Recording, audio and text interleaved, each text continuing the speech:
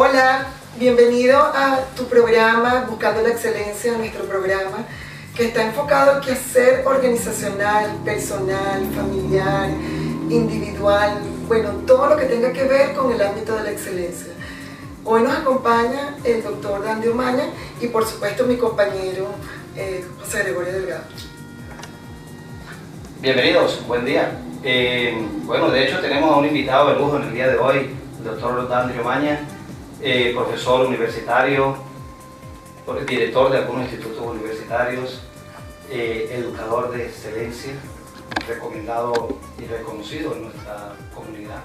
Bienvenido, doctor, a este programa, a tu casa, Buscando la Excelencia. Bueno, muy agradecido. Realmente gracias a Yoli y a usted por la invitación a este programa que era necesario para poder conversar sobre temas que realmente contribuyan a buscar alternativas y ver con mejores perspectivas lo que estamos haciendo. Muy agradecido y vamos entonces a conversar. Fíjate, Dandy, cuando hablamos sobre excelencia, normalmente se tiene tendencia a enfocarnos sobre lo que es el perfeccionismo, sobre la alta calidad, sobre el sentido de un proceso que lleva un tránsito para lograr obtener un resultado sobresaliente. Muchas veces, en muchas ciencias y en muchas teorías, sobre todo algunos críticos, dicen que buscar la excelencia es muy agotador, ¿no? Es muy agotador porque implica un perfeccionismo. Sin embargo, yo creo que se puede llegar hacia la búsqueda, una aproximación de lo mejor que se pueda con la mayor calidad. ¿Cómo ser excelente en el mundo organizacional, ya que tú estás metido en este mundo desde hace muchísimos años? Bueno, fíjate, la excelencia tiene una relación directa con calidad. Lo que sucede es que hay gente que para alcanzar la excelencia el camino le parece muy largo. Pero si se cumplen algunos requisitos que son fundamentales para la excelencia, como es la preparación, la capacitación, apostar a ser proactivo y a ser un soñador, se puede llegar de mejor manera y con mayor grado de eficiencia y efectividad.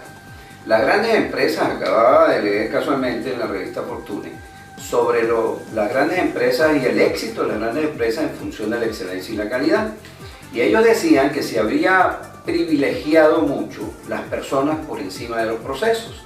Entonces se había llegado a una especie de titulitis donde se buscaban los mejores, los más preparados, los más capacitados, pero precisamente esas organizaciones no tenían procesos adecuados para funcionar precisamente con esa condición de preparación o de excelencia académica.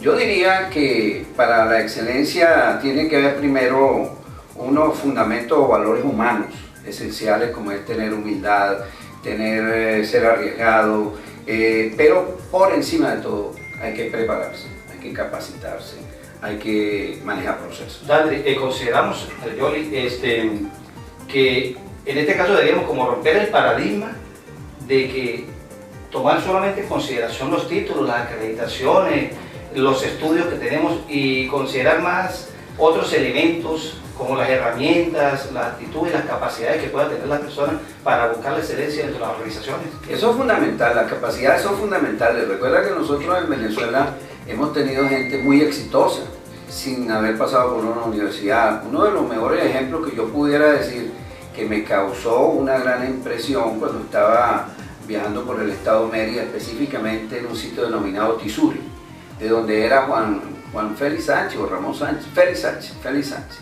Ese hombre fue capaz de crear, sin ser un ingeniero, un sistema de suministro de agua y de manejo energético extraordinario. Además era un arquitecto sin haber ido a ninguna universidad. Entonces la condición natural tiene mucho que ver con la actitud, con la manera de ser las personas y apostar. Yo veo mucha gente exitosa que no ha pasado por la universidad y sin embargo son grandes comunicadores sociales, son excelentes maestros de obra, son grandes educadores inclusive y personas que aportan mucho a la sociedad.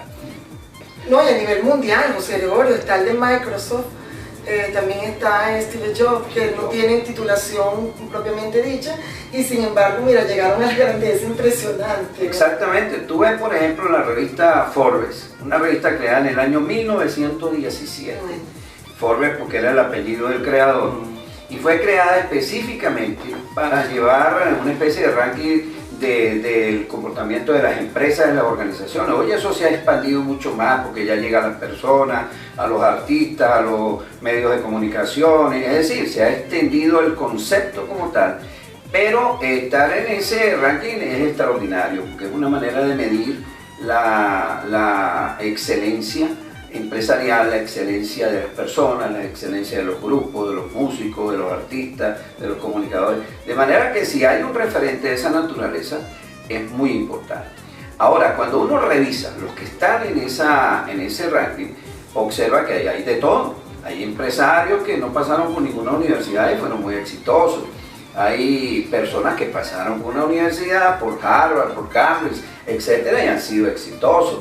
Tenemos, por ejemplo, que la gran mayoría de las empresas o de las personalidades que están dentro del ranking de los 100 personajes más importantes del mundo, como empresarios, como excelentes, son chinos, son familias chinas. Nosotros los venezolanos tenemos afortunadamente una familia venezolana como la familia Mendoza, que representa para nosotros a nivel de empresas gente de éxito. En el Táchira también tenemos. Que es importante resaltar, ¿no? que hay que medir la excelencia no solamente desde el punto de vista de la parte económica y el crecimiento económico que pueda tener una determinada empresa, sino que hay que ver la excelencia también desde el punto de vista de los otros elementos que componen el ser humano y las organizaciones, la parte humana, la humildad, la parte sentimental, la parte espiritual. No ver la excelencia solamente desde el punto de vista del crecimiento económico de la familia o de la empresa como tal. Claro, porque es un componente de un todo. Claro, es una cuestión de integralidad, ¿no? El ser humano, es que excelencia es sinónimo de éxito, ¿no? Ser exitoso y ser excelente requiere tener ciertas condiciones. Tú no puedes ser un gran empresario y ser una persona con bastantes debilidades, ¿no? Humanas, etc. Vamos a unos momentos comerciales y a continuación seguimos con el tema sobre la excelencia organizacional.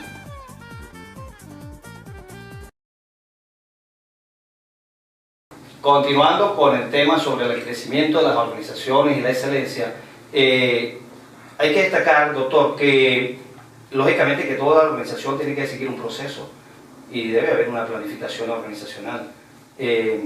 ¿Estamos de acuerdo con esto y el crecimiento de estas organizaciones? Bueno, fíjate algo, el éxito no es por casualidad, nada es casual. El éxito es una consecuencia de un proceso, una consecuencia de algo. Hay gente que llega y dice, ay, pero esta organización o este individuo es muy exitoso, ha acumulado una fortuna, una riqueza. Pero es que eso no es mágico, eso no es de la noche a la mañana, eso obedece a ciertas condiciones y características que los individuos tienen y que las organizaciones tienen, y tiene mucho que ver con la planificación. ¿Qué es planificar? Planificar es precisamente prever qué voy a hacer.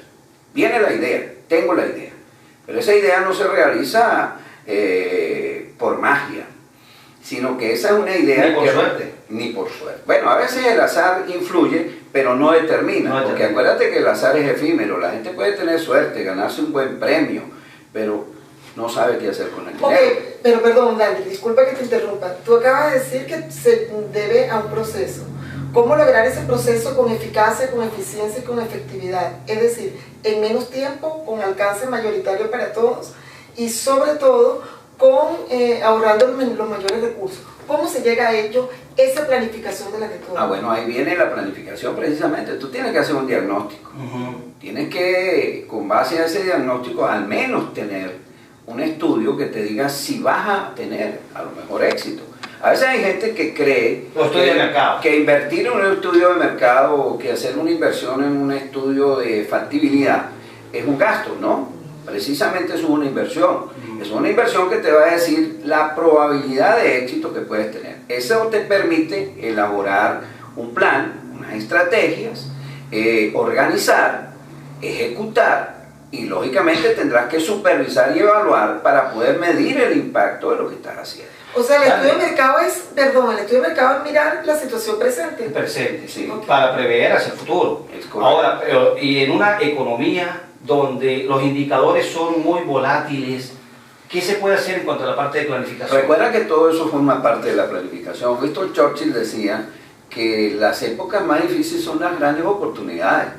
Y las grandes oportunidades están precisamente sobre la base de cuáles son los procesos más adecuados ante una situación de crisis. Por ejemplo, tenemos un sistema económico que tiene una variabilidad o fluctúa de una manera constante. ¿Qué tenemos que hacer? Precisamente para eso la planificación te dice, bueno, si estás en una economía de esa naturaleza, ¿cuáles son las estrategias que debo desarrollar para poder cubrir la deficiencia del deterioro del dinero o de la divisa para poder adquirir la reposición del inventario, por ejemplo? ¿Cuál sería la clave para aquellas personas que van a planificar y a prever? Nosotros manejamos un principio que es la agudeza de percepción y hay que afinar esa agudeza de percepción. Ayuda fuertemente a tomar las previsiones del caso. Yo diría que la percepción es muy interesante, la intuición también juega un papel muy importante, pero más importante es la base científica. La base científica te da resultados creíbles y es un esfuerzo bastante interesante. Para ello se requiere apostar con los mejores, asesorarnos con los mejores y hacerle caso. No, y tener bases estadísticas. Claro, por supuesto, eso es lo que te permite si hay posibilidades de crecimiento o no. Eso lo vemos constantemente en el comportamiento de las empresas y organizaciones en economías difíciles. En economía difícil. Hay grandes empresas a nivel mundial que están dentro de las primeras a nivel mundial, como el caso del NAI, el caso de McKinsey, que es una empresa de servicios, el caso inclusive de Lego, que es juegos para niños, jóvenes y adultos, L'Oreal, que es una empresa de cosméticos. ¿Cómo estas empresas han llegado a ser pioneras y de las principales del mundo? Fíjate algo, hay un elemento muy común en todas esas empresas que tú me acabas de nombrar, que forman parte de un ranking importante, y es la necesidad. La necesidad. Ellos van dirigidos hacia una necesidad. Y te voy a colocar un ejemplo. ¿Por qué es exitoso un artista? Porque ese artista llega a un público cautivo que le va a garantizar comprar la entrada a su show y va a garantizar la compra de sus producciones musicales. Pero te voy a colocar este ejemplo, porque lo acabo de ver, de ver a través de las redes sociales. Como una latinoamericana acaba de ser seleccionada por la NASA para desarrollar un proyecto espacial interesantísimo, y es una científico calificada para la NASA y lógicamente va a participar dentro de un proyecto espacial.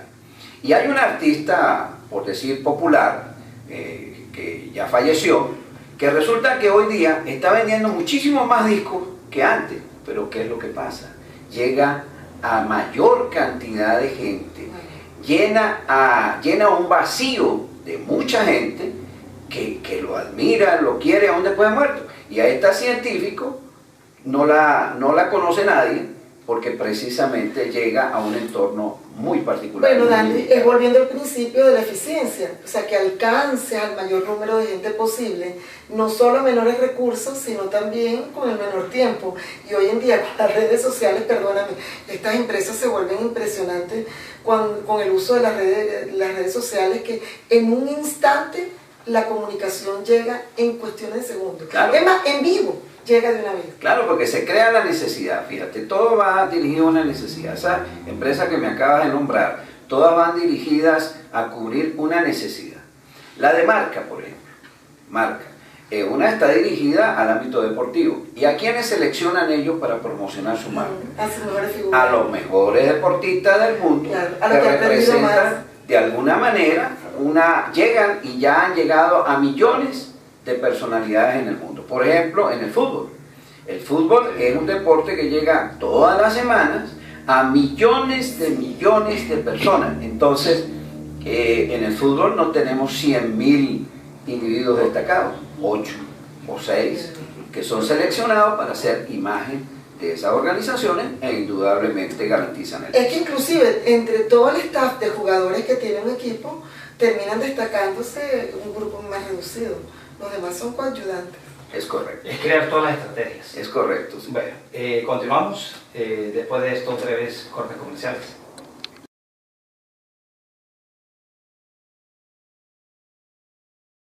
Hola, seguimos con Buscando la Excelencia, acompañado con el doctor Dandy Omaña y con José Gregorio Delgado. Bien, estábamos hablando de la excelencia en las organizaciones, lo que hace que algunas empresas se vuelvan exitosas. Estaba leyendo que en el 2015 las empresas más exitosas, incluso per cápita, a nivel de capitalización en el mundo, de las 100 empresas, 54 son de Estados Unidos y las 10 primeras, 7 son de Estados Unidos, siguiéndole China, luego Países Bajos y alguno que otro país latinoamericano, como México, como Brasil, incluso hay una colombiana con una alianza con una empresa sudafricana.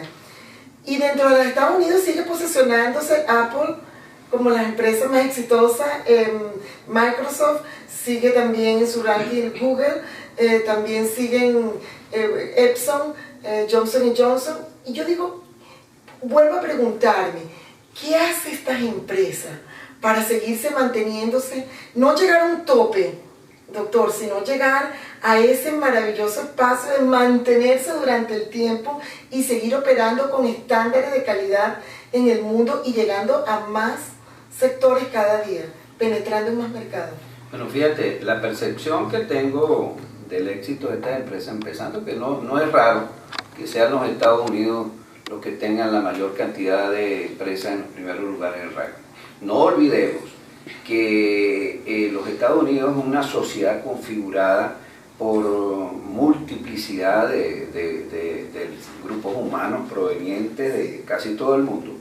Y afortunadamente han tenido ese tipo de ingreso de talento humano muy exitoso y de mucha calidad. Ahora, ¿qué es lo que tienen? Tienen procesos, tienen organizaciones que obedecen a procesos, donde privilegian procesos. Eso garantiza enormemente que el producto que ellos al final colocan en el mercado sea un producto de calidad.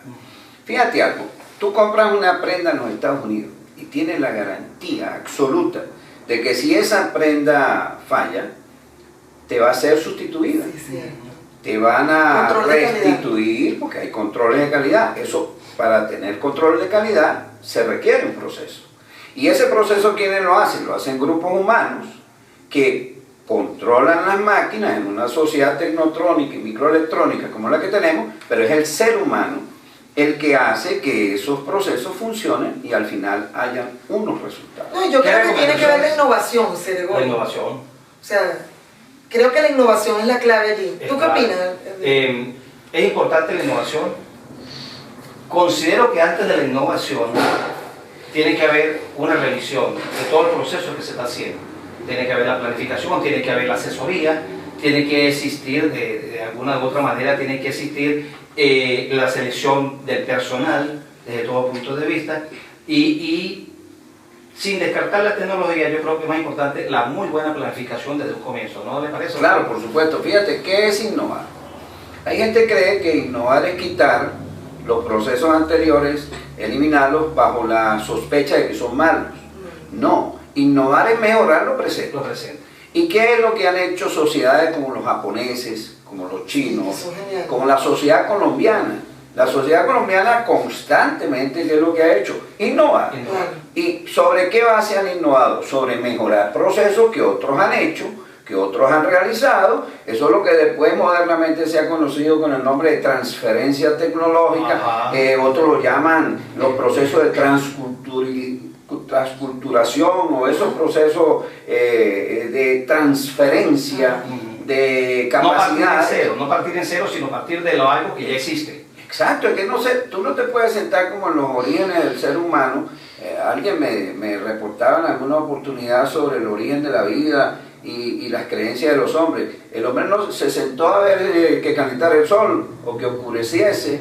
No, el hombre fue desarrollando una serie de ideas y sobre esas ideas que él observó, que él vio, inició los procesos de lo que conocemos. Doctor, ¿qué le diría a las empresas que están comenzando en todos los ámbitos? ¿Qué recomendaciones le daría desde el punto de vista de planificación, desde el punto de vista de asesoría, desde el punto de vista de ver esas experiencias de esas empresas que se han mantenido a través del tiempo y sobre todo inclusive de algunos países que han sufrido crisis muy fuertes y hoy por hoy se mantienen? Bueno, fíjate, las empresas y las organizaciones exitosas que indudablemente se revierten en un país exitoso están sobre la base de la creatividad, sobre la base del apostar a hacer, no de quejarse. Nosotros no podemos sentarnos a quejarnos todos los días, lo que tenemos es que hacer. Simón Rodríguez, por tomar algo, decía, no basta querer, Hay que hacer. hay que hacer. La acción. Y sobre todo, ¿sabes qué también? Es buscar las necesidades que hay en un entorno.